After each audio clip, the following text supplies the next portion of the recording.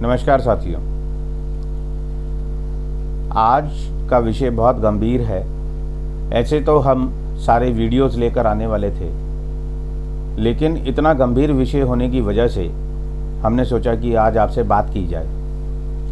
कल देश के स्वास्थ्य मंत्री श्रीमान मनसुख मंडाविया जी ने एक रिपोर्ट, एक बयान, एक स्टेटमेंट पार्लियामेंट में दिया, जिसमें उन्होंने बताया कि देश में एक भी मौत, एक भी मृत्यु कोविड में ऑक्सीजन की कमी की वजह से नहीं हुई है। इस पर हम बात करेंगे केवल दिल्ली की।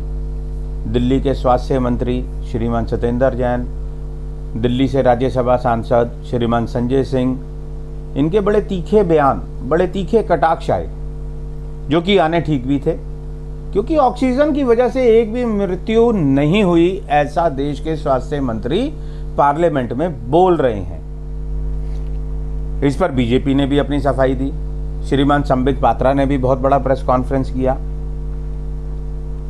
आज हम इस बात की सिलसिलेवार इसको खोल करके आपके सामने रखते हैं। 23 और 24 अप्रैल 2021 को जयपुर गोल्डन हॉस्पिटल रोहिणी में 21 मौतें होती हैं। हाई कोर्ट उस पर संज्ञान लेता है।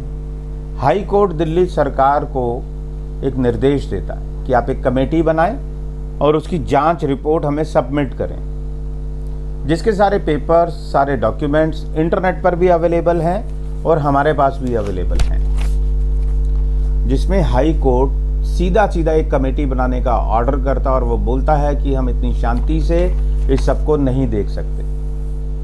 इसकी एवज में दिल्ली सरकार एक रिपोर्ट, अपनी कमेटी बना के एक रिपोर्ट बनाती है और हाई कोर्ट को सबमिट करती है, जिसमें वो हवाला देती है कि हॉस्पिटल ने हमें रिपोर्ट किया है कि इन 21 पेशेंट्स में एक भी ऐसा पेशेंट नहीं है जिसकी मृत्यु ऑक्सीजन की कमी की वजह से हुई हो।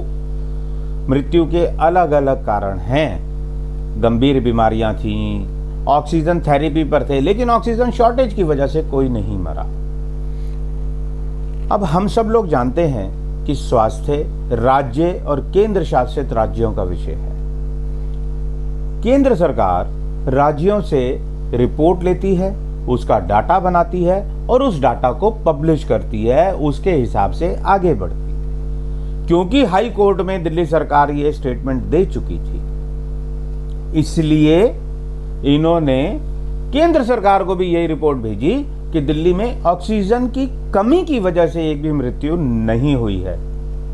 इससे जुड़े हुए बहुत सारे विषय हैं जिसको हम बाद में लेकर आएंगे, लेकिन आज केवल यही एक पॉइंट है।